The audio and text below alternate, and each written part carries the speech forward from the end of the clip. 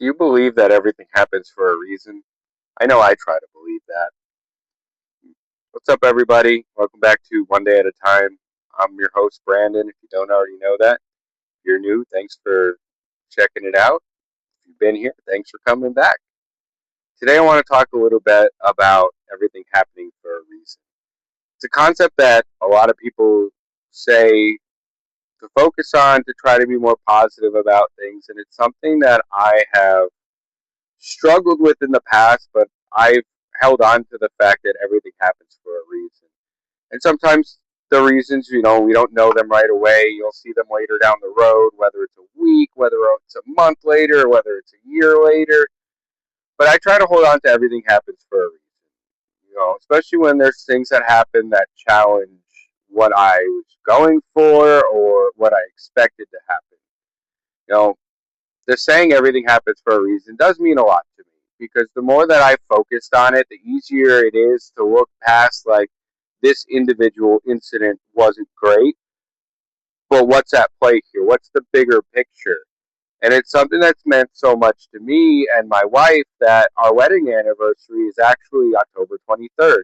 And we chose that date because of Jeremiah 10:23, which loosely says, "For, oh Lord, I know that man's life is not their own. It's not for them to direct their steps." Which for us is everything happens for a reason. God has a plan. He's working through you. He's working you through the plan. Sometimes you have little things that happen and you just, you chalk it up as a one-off thing. But sometimes like those little things really do lead to a bigger picture or a bigger purpose. And again, it's hard to see that at times when you're so focused on the details of what you're going through and what you're experiencing. You're so fixated on what's in front of you that it's hard to zoom out and see the forest for the trees, which is another saying that I've had on my heart really heavy because if we choose to focus on the bad things or the negative things or the things that we don't 100% like that are happening right now, it's easy to fall into the trap of negativity and depression and anxiety. But if you choose to focus on something more positive when bad things happen, like if something doesn't work out, all right, what can I do differently for this? What can I learn from this? Is there something else that I could do instead of whatever I was trying to do that would have a more positive impact? And I've experienced that several times, from big things to small things to we planned a vacation and, you know, with the government being shut down, the flights were getting canceled and we had to replan our whole vacation the week before we were supposed to go. We were supposed to fly to Florida and we couldn't do that because the flights got canceled and the ones that were there were three times the price. So we took the opportunity there to try to see, what else could we do that would have a good, meaningful impact on our lives as a family. And ultimately, we pivoted and decided that we were going to go camping up in the Adirondack Mountains. And, it was not what we had planned. Obviously, we planned to be warm and we went and froze our butts off. But honestly, like, it was some really good quality family time that we spent together. So I firmly believe that we had a better time with the second plan than we would have with the first plan. Because, flying to Florida, sometimes flying in general can be stressful, but some of the activities that we were going to do down there, you know, it was hard balancing the stuff that we wanted to do versus what our son wanted to do and keeping everybody happy. And we knew that, like, there were some moments where he wouldn't have fully enjoyed it, as well as some moments that we wouldn't necessarily have fully enjoyed it. So through this pivot, we really honestly had such a great time. And it was really cool to see and think about it in the, all right, well, this trip isn't working out, but let's not just call it quits. Let's find an alternative and let's see what speaks to us. And that trip really did speak to us. We did a lot of seeking the Lord through it. With, we did some meditating, we did some relaxing, we did some hiking, and it was really such a good trip. And if we had gone to Florida, who knows? We could have been fighting the whole time. We could have had more trouble with the flights while we were down there. You never really know, but if you look at it from a perspective of there's a reason behind us not going, it's easier to accept the fact that we're not going. And like I said, sometimes you have big things like that, and sometimes it's small things. Sometimes you have the urges to do something, and it seems really random and weird to you, but eventually it could lead into something bigger. And for me, I have been leaving these little Jesuses around as I go about my day, whether it's at the gas station, whether it's at the rest stop. I have a little bag of them in my van. I have a bag of them in my wife's car. So, like, when we're going about, like, sometimes I feel the urge to leave one around. And I do it because I want to spread the joy and the love that Jesus has shown me. So, I started with leaving them at the gas station that I would go to in the morning to fuel up my van for work. And I would leave them on top of the gas pump. And the first two that I left there, they kind of hung around on top of the gas pump for like 2 weeks before they disappeared. And my hope for them is that somebody's going to take them and take them with them, and it's going to help make their day better. So after the first two stayed there for 2 weeks, I kept putting more out, and since after the first two, they kind of disappeared pretty quickly. So like I had it in my heart that I'm going to take a little bit of a break from leaving them there because I feel like somebody's specifically looking for them to take them, and that's not necessarily how I intended it to be, but it's just something that I felt in my heart. So then after a few weeks, I started leaving them there again, and they were disappearing again, which was cool. I was okay with it at this point. I was just leaving them there.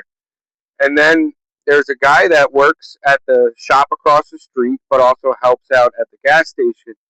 And I got to talking to him one day, and one of the little Jesuses was laying on top of the gas pump. So I went and I stood it up while I was talking to him, and he said that I could get. He wanted it, so I gave it to him, and we started talking about it a little bit, and then I revealed to him that I was the one who's been leaving them there. So we got talking a little bit more about it, and he's not the most well off person. I know he has some issues mentally as far as like being responsible for himself 100%. And we got to talking about reading the Bible and that he didn't have a Bible to read. And the ones like when he tries to go get the free ones that from the book fairs and the churches and whatnot, they end up being small and he can't read them because the print's too small and he has trouble with his eyes reading smaller words. So I had reached out to some of my friends through the church, and I was like, what kind of Bible can I get this guy that's going to make it easy for him to read and like be a good impact for him? So I ended up buying him a CSB, the Christian Standard Bible or version, CSB. I think it's B. But I ended up getting one with large print and red letters, and it was a really nice Bible. And when I went to go give it to him, I did pray over it, and I gave it to him, and like he was really excited about it. And in the weeks after I gave it to him, like me and him were talk every time we'd run into each other, we'd talk about where we were reading in the Bible and what we're learning and like what direction we're trying to go. And what was really awesome for me is last week when I was not feeling very good, I still might sound a little congested because I am. I was driving home from work on Friday, and I went to go fuel up my van, and I saw him there. And we were talking about where we were reading in the Bible again. And as we were talking, he mentioned that he wants to go get baptized again. And I thought that was really cool because I myself have been rebaptized at somewhere in October. So to go from somebody who wasn't necessarily reading the Bible to somebody who now wants to get baptized was such a cool experience for me. And it all started from leaving the little Jesuses around. So like you never really know like what little events will lead to bigger events. And sometimes God puts thoughts in your head of, oh, I should go do this, I should do this, I should do this, and you question, well, why? That's such a random thing and such a weird thing, but you never know the impact that it could have.